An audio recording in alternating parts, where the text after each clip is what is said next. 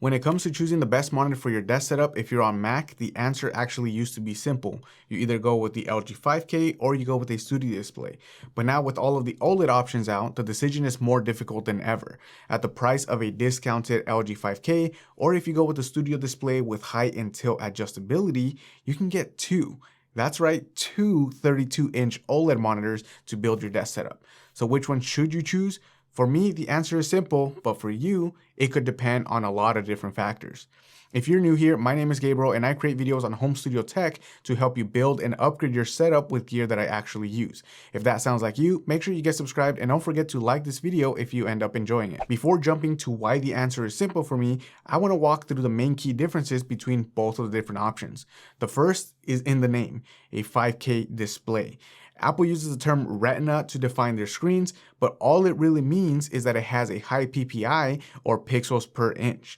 The 5K displays come in at 218 PPI, whereas the OLED displays, they usually come in all sorts of resolutions, but really a 4K seems to be the standard for all sizes, even now with the new 27-inch 4K OLED monitors.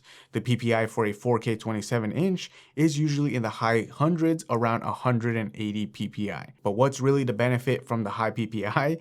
It's text clarity. The higher PPI on a monitor, the more clear the text gets and the less fringing you will get on the edges of all the letters. At first, this might not really seem like a big deal, but when you're sitting at your desk for longer than 8 hours, the unclear text can cause headaches and irritation because it's almost like you have the wrong prescription on. A quick solution for a 4K 32-inch OLED display is to run it at 1080p, scaled up to the 32-inch screen. This means that you get more pixels per inch because you've scaled the screen to half the total resolution. I'm not smart enough to do the calculation, but texts look good. Quick side note here as well, if you don't know, the 5K displays also are not running the display at 5K for a Mac, but rather they are running it at 1440p scaled to the 27-inch screen, which is why you get higher PPI on the 27 inches. There's also 2 out of the 4 5K monitors available that are truly made for Mac. In other words, your Windows computers are not going to work and there's no gaming and there's no other connections other than a Thunderbolt cable. The other 2 from Samsung and Asus do have options to use Windows computers through an HDMI or DisplayPort connections. I haven't used either one of those, but stay tuned for my review since I will be checking them out later this year. But we should be good then with one of those monitors, right? You can have a 5K display for your Mac and an HDMI connection for your PC or Windows laptop. Well, those are 2 monitors that actually highlight the next biggest difference between both, the refresh rate. Refresh rate is how often your monitor refreshes in a single second. The higher the number, the faster your monitor is refreshing the screen every single second. And for 5K monitors, they are all locked at 60 Hertz or 60 times in a single second. This might seem pretty fast, but to put into perspective, even the MacBook Pros have a refresh rate that's twice as high at 120 Hertz.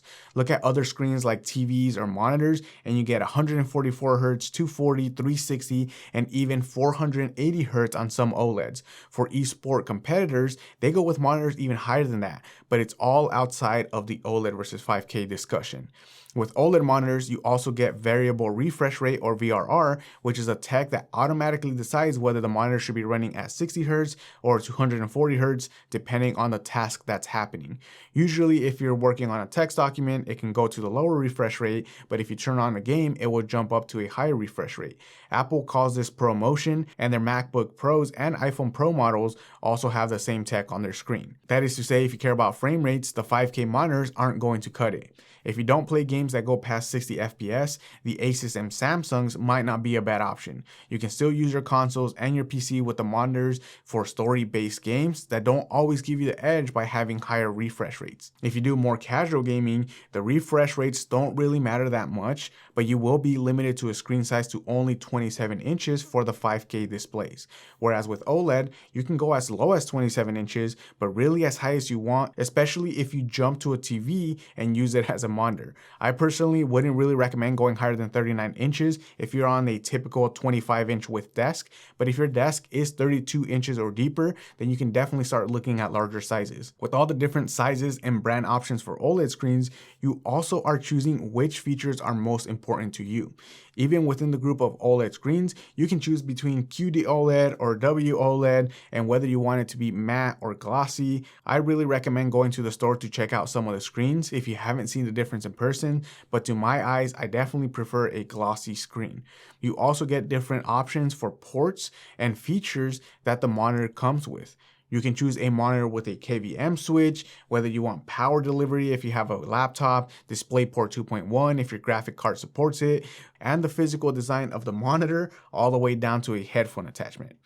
I don't actually recommend that you place any objects this close to the monitor that dangle and that you're constantly be reaching for, because you're definitely going to either smudge your screen or, at worst case scenario, end up damaging the display. So really, OLED is already looking pretty great with all the options available and the different tech it uses. So why wouldn't you go with an OLED display? Well, it has other issues that you wouldn't experience with an LED screen like the LG 5K.